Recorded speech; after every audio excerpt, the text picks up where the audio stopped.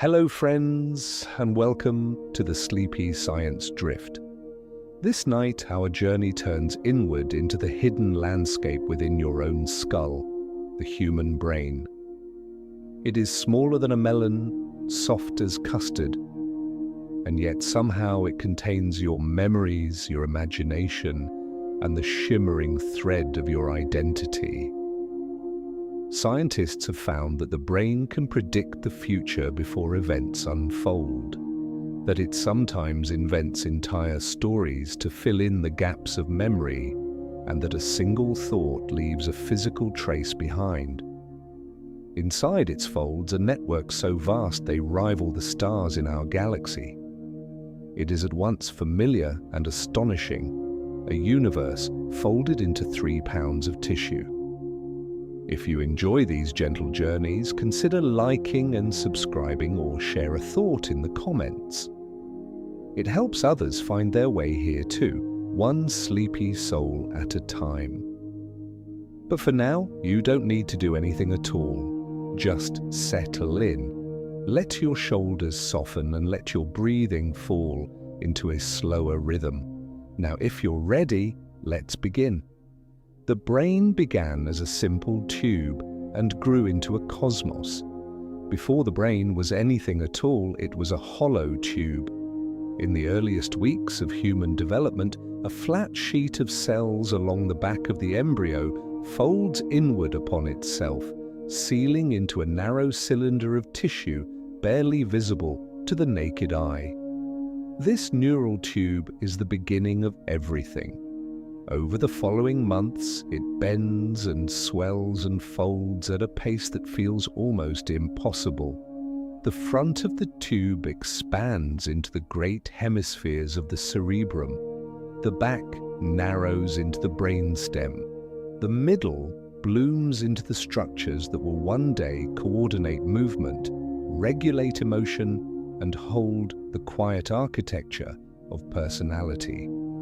By the time a baby is born, that original tube has transformed into the most complex structure known to exist anywhere in the universe. The folds and ridges on the outer surface, the gyri and sulci that give the brain its wrinkled appearance, exist because the cortex grows so rapidly that it must fold in upon itself to fit inside the skull. Without those folds, the human cortex laid out flat would be roughly the size of a large pizza. In that folded landscape, thought is born, memory is stored, dreams take shape, and somewhere in its depths, the awareness of being alive arises. The brain is made of 2 types of cells that depend on each other completely. Inside the brain, 2 great populations of cells coexist in extraordinary partnership. The neurons, which most people have heard of, are the electrical signaling cells, the ones that fire and communicate and form the active circuits of thought and sensation. But they are vastly outnumbered by a second group called glial cells, whose name comes from the Greek word for glue. For a long time, scientists thought glial cells were simply structural support, the scaffolding that held neurons in place. Research over recent decades has overturned that view entirely.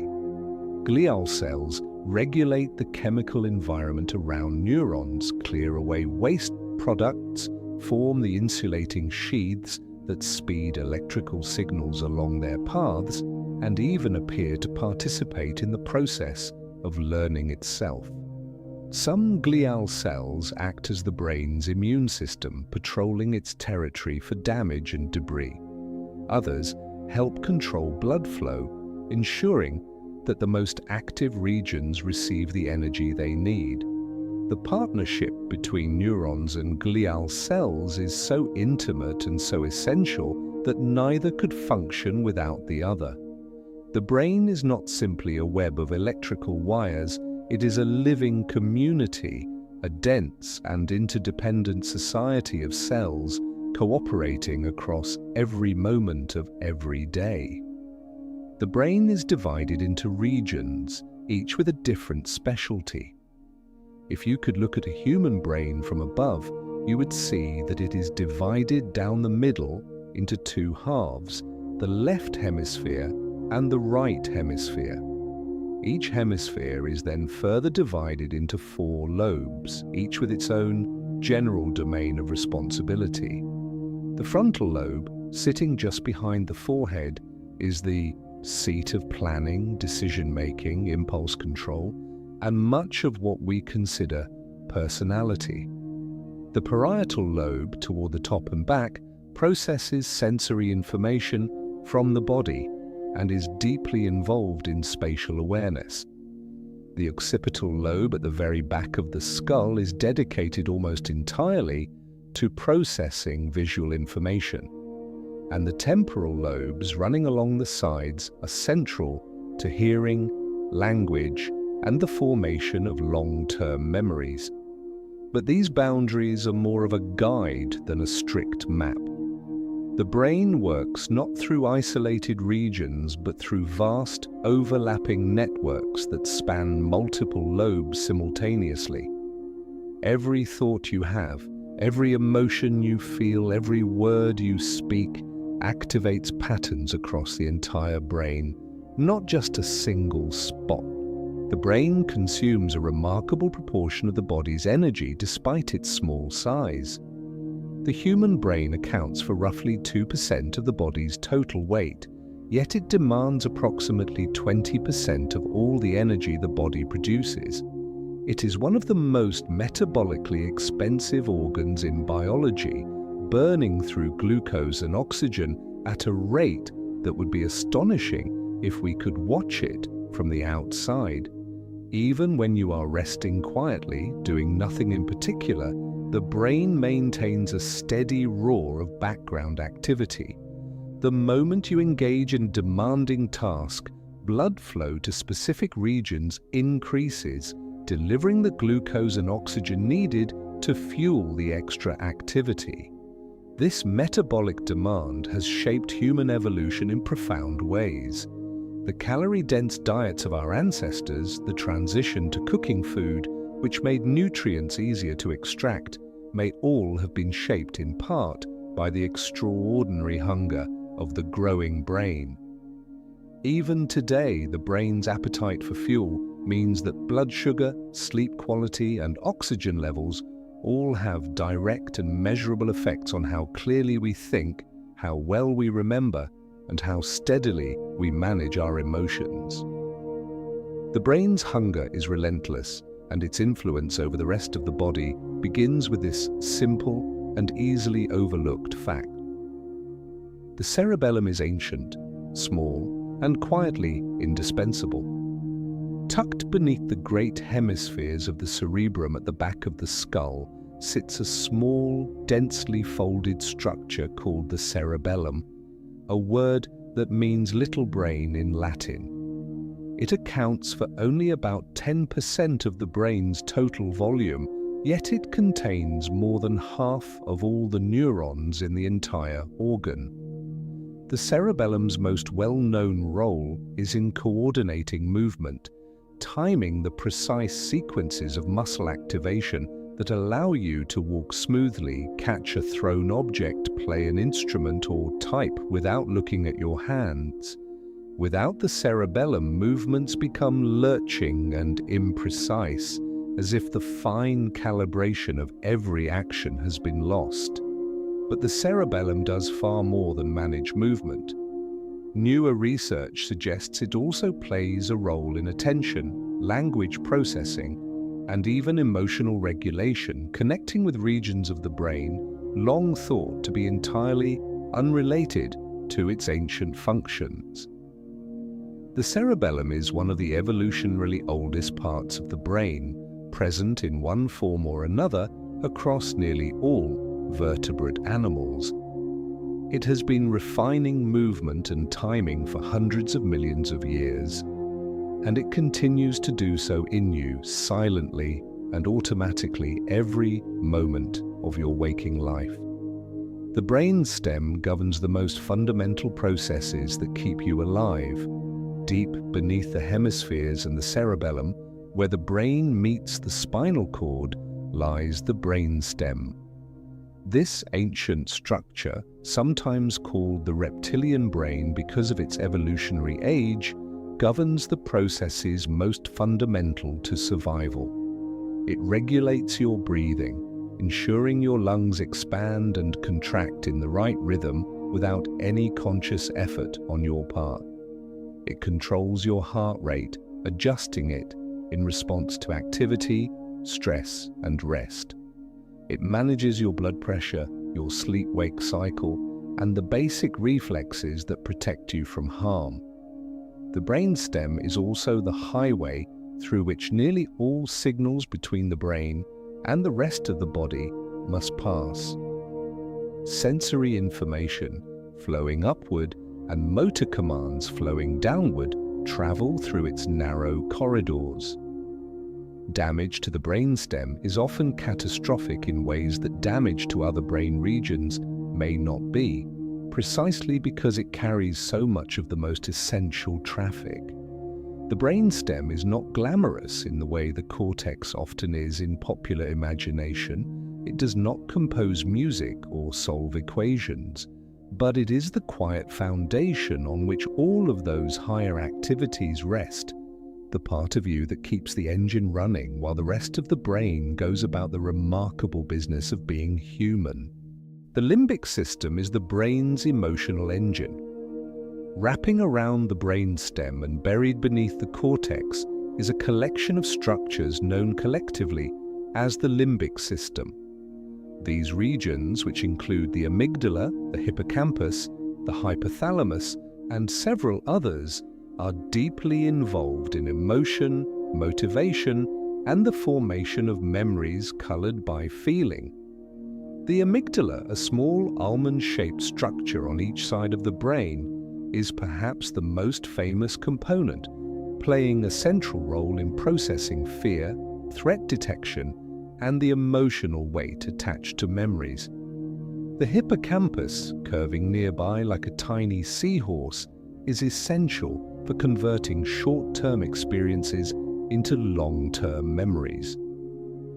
The hypothalamus, smaller still, acts as the brain's internal regulator, monitoring hunger, thirst, body temperature, and the hormonal rhythms that govern sleep and waking. The limbic system operates largely below the level of conscious awareness, generating feelings that rise into consciousness already formed. When you feel a sudden unease without knowing why, or find yourself moved to tears by a piece of music, or feel your chest tighten at an old memory, the limbic system is doing its quiet, ancient work. It is the part of you most deeply connected to survival, to attachment, and to the raw, immediate texture of emotional life. Neurons communicate through a remarkable combination of electricity and chemistry. A single neuron at rest is like a battery in a state of readiness. Its interior carries a slight negative electrical charge compared to the fluid outside its membrane, a difference maintained by the careful pumping of ions back and forth across that membrane at a continuous metabolic cost. When a neuron receives sufficient signals from neighboring cells, this balance suddenly reverses. A wave of electrical change rushes along the length of the cell from its receiving end to its transmitting end, a pulse known as an action potential. When that pulse reaches the end of the neuron, it triggers the release of chemical messengers called neurotransmitters into the narrow gap between cells, a space called the synapse. These chemicals drift across the gap and bind to receptors on the next neuron, either exciting it toward its own electrical pulse or inhibiting it away from one. The whole process takes only a millisecond or two. And across the roughly 100 trillion synapses in the human brain, this exchange is happening billions of times each second, a chemical and electrical symphony of such intricacy that it remains, after centuries of scientific study, only partially understood. Every thought you have, every sensation you feel, every dream you dream is this process unfolding across its vast and humming network. The brain can rewire itself throughout life in response to experience. For most of the 20th century, scientists believed that the adult brain was essentially fixed. Its connections formed in childhood and remained largely unchanged thereafter. Then decades of research dismantled that assumption entirely. The brain, it turns out, is plastic in the literal sense of the word, capable of reshaping itself in response to experience, learning, injury, and practice throughout the entire span of life. When you learn a new skill, the neural circuits involved in that skill strengthen their connections. When a brain region is damaged, neighboring regions can sometimes take over its functions. When a person becomes blind, the visual cortex is recruited to process touch and sound instead of lying unused. London taxi drivers who spend years memorizing thousands of streets develop measurably larger hippocampi, the brain's navigation centers, compared to people who do not navigate for a living. This capacity for change is called neuroplasticity, and it operates across every scale, from the microscopic adjustment of a single synapse to the large-scale reorganization of entire brain regions. It means that the brain you have today is not the brain you will have next year or the year after that. Every experience you have is quietly and continuously rewriting its architecture. Sleep is when the brain does some of its most important work. To a casual observer, a sleeping person appears still, quiet, and disengaged from the world. But inside the sleeping brain, a different story is unfolding. During sleep, the brain moves through cycles of different activity stages, each serving distinct and essential purposes. In the stages of deep, slow-wave sleep, the brain consolidates the memories formed during the day, replaying experiences in compressed form and transferring them from short-term holding to long-term storage. In the rapid eye movement stage, the brain enters a state of intense activity in many regions, generating the vivid, emotionally resonant experiences we call dreams. During this same period, the brain appears to process emotional memories, stripping away some of their acute distress while retaining their content. And throughout all stages of sleep, a recently discovered waste-clearing system, the glymphatic system, becomes dramatically more active. The spaces between brain cells expand, allowing cerebrospinal fluid to flush through the tissue, carrying away the metabolic waste products that accumulate during waking hours. Some of these waste products, including proteins associated with Alzheimer's disease, are cleared far more efficiently during sleep than at any other time. Sleep is not a passive retreat from life. It is one of the brain's most active and essential states. The brain generates its own electrical rhythms that shift with your state of mind. The brain is always generating electricity. Millions of neurons firing in coordinated patterns produce rhythmic oscillations that ripple across the surface of the brain and can be measured from outside the skull using small electrodes on the scalp. These rhythms, known as brain waves, shift in frequency and character depending on what the brain is doing. When you are alert and focused, the brain produces relatively fast, low-amplitude beta waves, the signature of an engaged mind. When you relax and close your eyes, slower alpha waves emerge, associated with calm wakefulness. As you drift towards sleep, theta waves appear, and as sleep deepens, the brain shifts into slow, rolling delta waves of great amplitude, the signature of deep, restorative rest. In the moments just before insight or in states of deep meditation, bursts of very fast gamma waves have been observed, associated with the integration of information across distant brain regions. These rhythms are not merely passive reflections of mental state. They appear to play an active role in coordinating communication across the brain, helping different regions work together in the service of a single thought, a single memory, or a single dream. The brain is always singing to itself, in frequencies too low and too intimate to hear. The brain constructs your experience of color, sound, and touch from raw signals. What you see, hear, and feel is not simply the world as it is. It is the world as your brain has constructed it. Light falling on the retina of your eye is converted into electrical signals that travel to the back of your brain, where the visual cortex begins the extraordinary process of reconstructing an image. It does not simply receive a picture. It actively builds one, processing edges, motion, color, and depth through dozens of specialized regions before assembling them into the seamless scene you experience as vision. The same is true of sound. Vibrations in the air are converted by the ear into nerve signals, which the auditory cortex transforms into the experience of music, speech, or the whisper of rain. Touch, smell, taste, and the sense of the body's own position in space are all the products of active construction by the brain, not passive reception of an external world.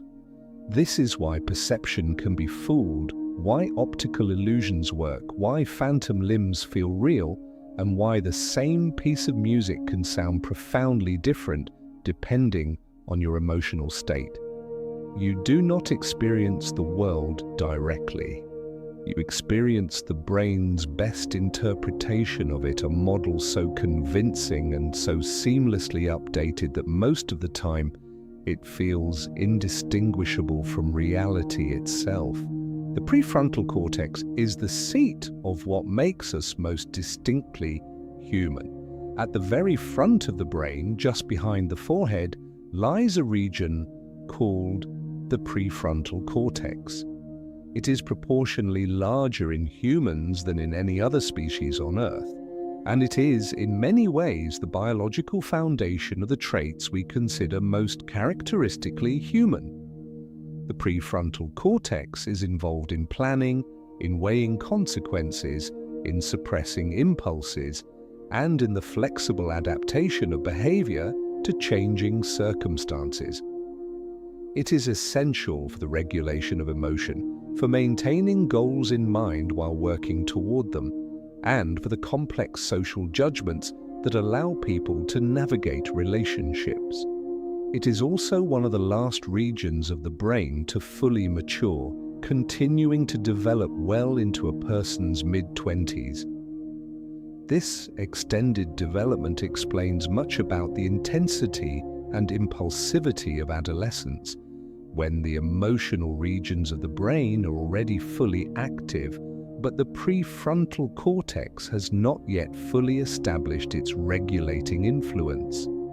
Damage to the prefrontal cortex can dramatically alter personality, transforming a careful and considerate person into someone impulsive, disinhibited, or unable to plan beyond the immediate moment. In its fullest function, it is the quiet governor of the self, the region that allows a human being to pause before acting, to imagine the future, and to choose one path deliberately over another. Memory is stored not in a single location, but distributed across the whole brain. When you remember something, you might imagine retrieving a file from a drawer, a complete and intact record of a past event. But memory in the brain works nothing like this. Memories are not stored in a single location. They are distributed across multiple brain regions, each holding a different aspect of the original experience. The sights and colors of a scene are stored in the visual cortex. The sounds are held in the auditory cortex. The emotional tone is linked to the amygdala. The spatial layout is encoded in the hippocampus. When you recall a memory, all of these fragments are retrieved and reassembled in real time, reconstructed from their scattered storage sites into something that feels like a unified whole.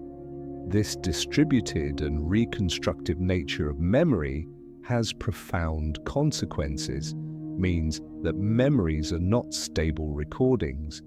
Each time they are retrieved, they are reassembled slightly differently, influenced by the person's current emotional state, their expectations, and the information they have encountered since the original event.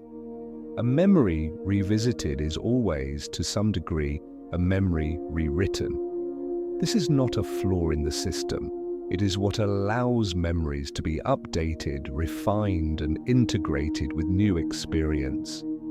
But it is also why eyewitness accounts can be unreliable, and why even the most vivid and confident memory of the past may contain threads of invention. The brain is more active during dreaming sleep than during many waking states.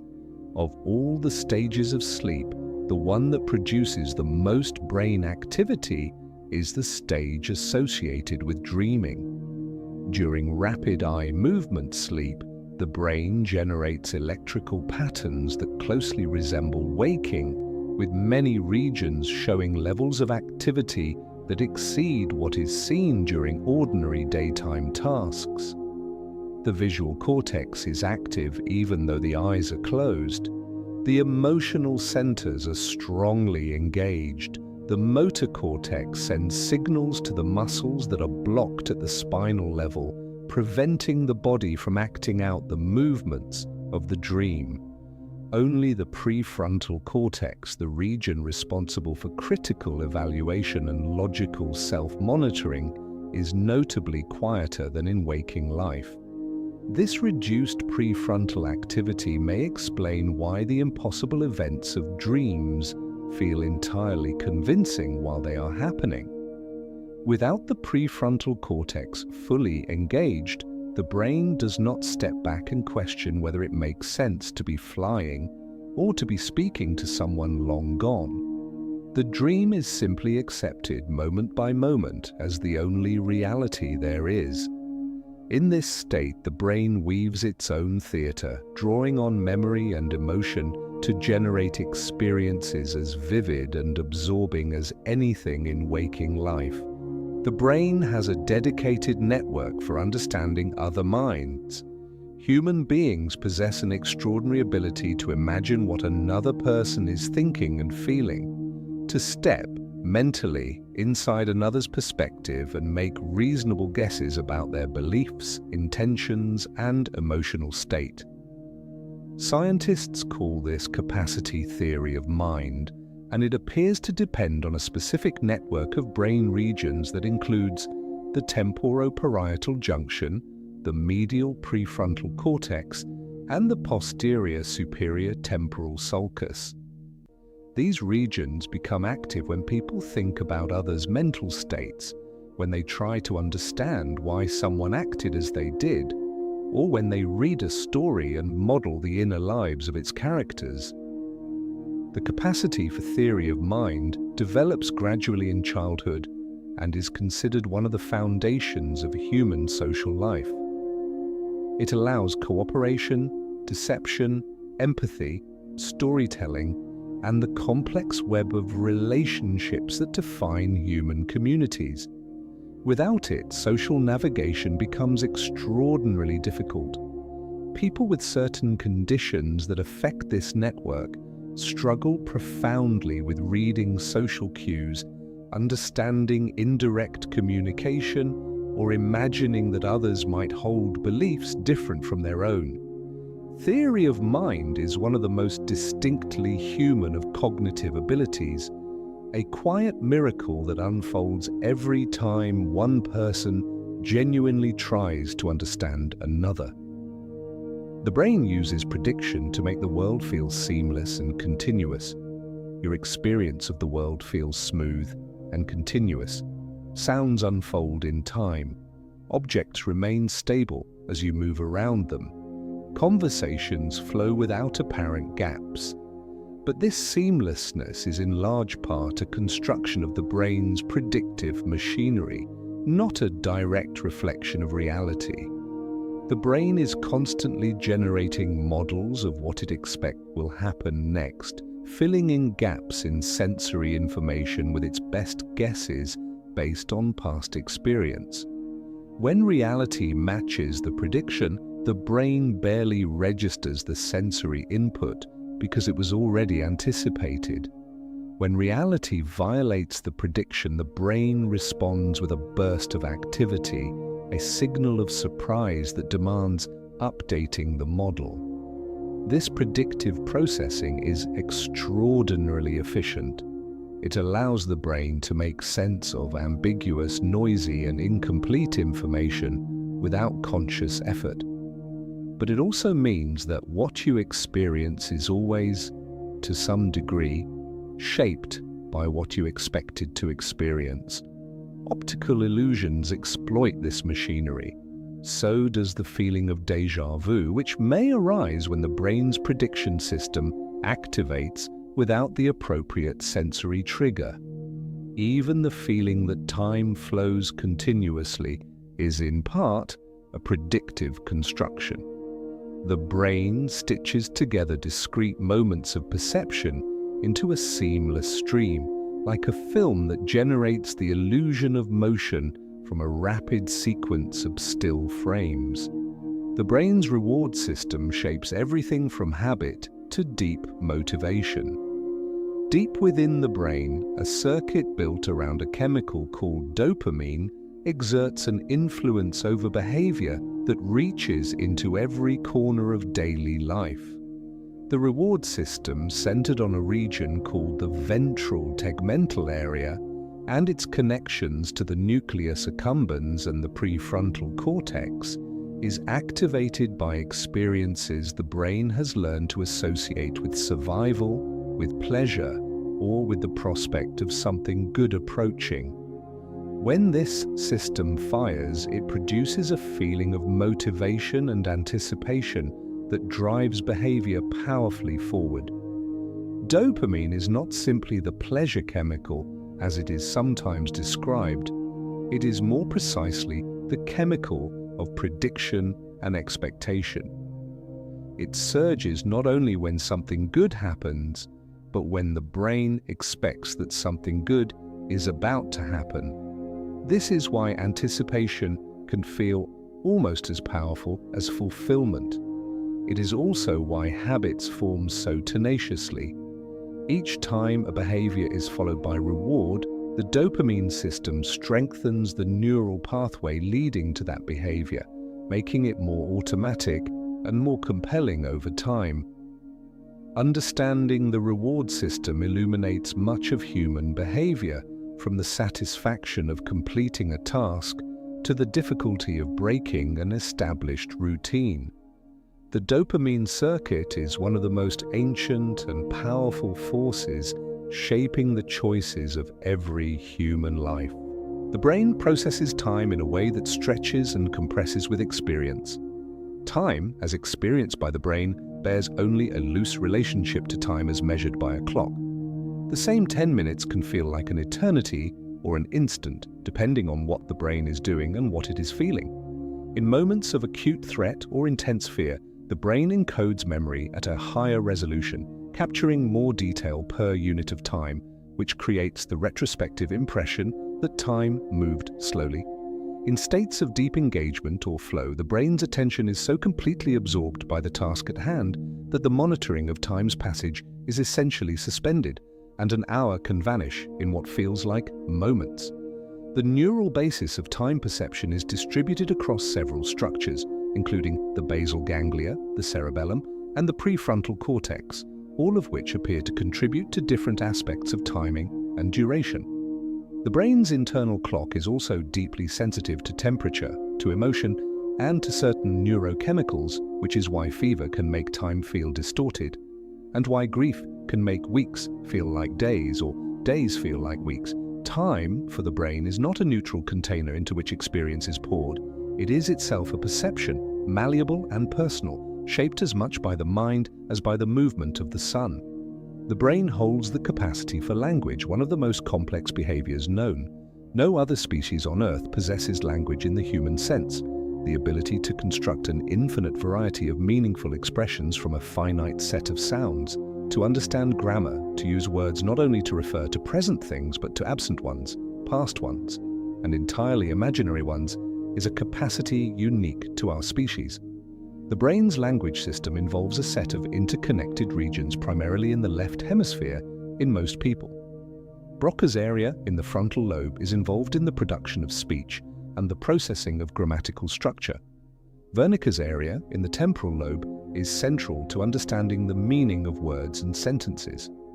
A bundle of fibers called the arcuate fasciculus connects these regions, allowing them to work together in the flowing, effortless way that fluent speech requires. Damage to any part of this network produces characteristic disorders of language called aphasias, each revealing a different facet of the brain's linguistic machinery. The brain's capacity for language is present from birth and unfolds according to a developmental timetable, with the earliest years being a uniquely sensitive window for acquiring the sounds and structures of a native language. In language, the brain finds its most distinctly human expression, the ability to share the contents of one inner world with another. The brain's sense of self is assembled from many different processes. The feeling of being you, the sense that there is a continuous, unified self experiencing the world from the inside, is one of the most intimate facts of human existence. And yet neuroscience reveals that this sense of self is not a simple thing, but an assembled one, constructed from many different processes, running in parallel. There is the sense of bodily self, the feeling of being located inside a particular body, in a particular place, which depends on the integration of signals from vision, touch, balance, and proprioception. There is the autobiographical self, the narrative of who you are across time, built from memory and continuously updated. There is the social self, the sense of how you appear and relate to others. There is the emotional self, the felt sense of one's own internal states. All of these threads are woven together by the brain into the seamless experience of being someone. But experiments reveal how fragile this weaving is. The rubber hand illusion, out-of-body experiences triggered by brain stimulation, the dissociation of identity seen in certain neurological conditions, all show that the sense of self can be disrupted, fractured, or displaced by surprisingly small perturbations to the brain's normal functioning. The self is real, but it is also a construction, and the brain is its quiet, tireless architect. Emotion and reason are not opposites, but deeply intertwined partners. A long tradition of thought has opposed emotion and reason as two competing forces, the hot, animal impulse against the cool, rational mind. Neuroscience has largely dismantled this picture. The brain regions associated with emotion and those associated with rational thought are not separate systems that war against each other. They are deeply and extensively connected, each influencing the other at every moment. The prefrontal cortex, often described as the seat of reason, has dense connections with the amygdala and other limbic structures. Decisions, even those that feel purely logical, are typically suffused with emotional coloring. Research by the neuroscientist Antonio Damasio found that patients with damage to the prefrontal cortex that disrupted its connection to emotional processing became severely impaired in real-world decision-making, even while their logical reasoning abilities remained intact. Without the guidance of emotion, reason alone proves insufficient for navigating the complexity of actual life.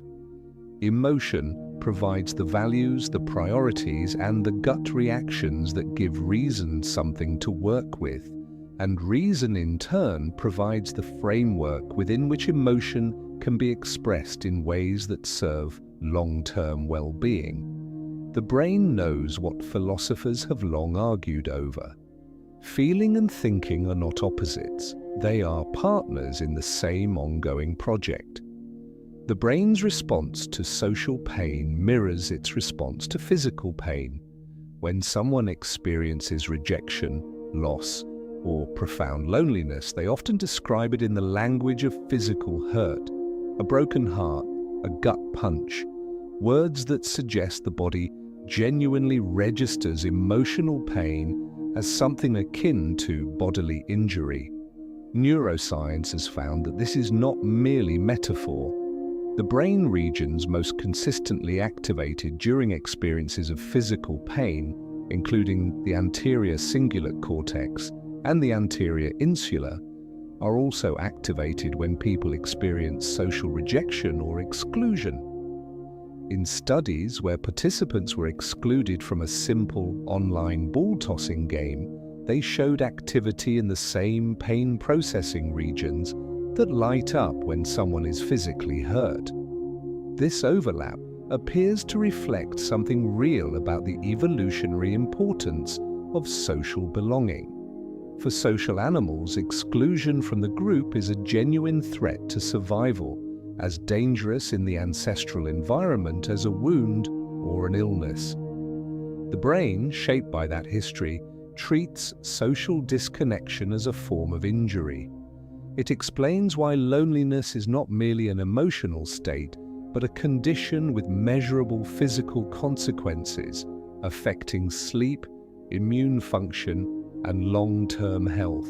The pain of isolation is written into the brain's deepest circuits, a reminder of how profoundly social a creature the human being is. Attention is one of the brain's most powerful and most limited resources. At any given moment, the senses are delivering an overwhelming flood of information to the brain, far more than could ever be consciously processed. The brain manages this flood through the mechanism of attention, a selective filter that determines which information gets priority processing and which is suppressed or ignored. Attention is not a single thing, but a collection of related processes, each with its own neural basis. There is the alert readiness that prepares the brain for incoming information. There is the orienting of attention toward a particular stimulus. And there is the executive control that allows attention to be deliberately directed and sustained over time. The frontal and parietal regions of the brain play central roles in controlling attention, and they have to work constantly against the pull of distraction. The mind naturally wanders, pulled toward novel stimuli and internal thoughts, a tendency that appears to serve creative and planning functions, but can interfere with sustained focus. In a world of constant informational demand, the brain's attentional system is often pushed to its limits. Understanding attention as a limited and precious resource rather than an infinite capacity changes how one thinks about rest, distraction, and the value of the quiet moments when the brain is asked to do nothing in particular at all. Thank you for joining me on this gentle journey through the hidden landscapes of the human brain. We've wandered through its folds and circuits, from the ancient brain stem that keeps your heart beating and your lungs breathing, to the vast cortex where thought and language and imagination take shape. We've seen how memory is assembled and reassembled with every recollection, how the sleeping brain washes itself clean in the quiet hours of the night, how emotion and reason are not rivals but partners, woven together in the same living tissue. We've discovered how the brain constructs reality moment by moment, how it predicts, adapts, and reshapes itself across an entire lifetime, and how, at the center of all its extraordinary activity, the mystery of consciousness quietly glows, still beyond complete understanding, still asking its ancient questions in the dark. It is tempting to see the brain as only a control center, a biological machine. But it is more than that. It is the storyteller of your life, the painter of your inner world, the quiet weaver of every memory and feeling you've ever known. In its delicate patterns of electricity and chemistry, whole universes of experience are born. As you drift into sleep, notice how even now your brain is carrying you forward, slowing your breathing, loosening the grip of thought, allowing the weight of the day to fall away. You don't need to guide it. The rhythms of your mind are already leading you into rest, like waves carrying you out into a quiet ocean. If you've enjoyed this journey, I'd be grateful if you gently pressed like, subscribed, or shared a thought in the comments below. It helps others find their way here too, one sleepy soul at a time. And with that, let the day fade quietly behind you, and let your mind drift wherever dreams may take you. Good night.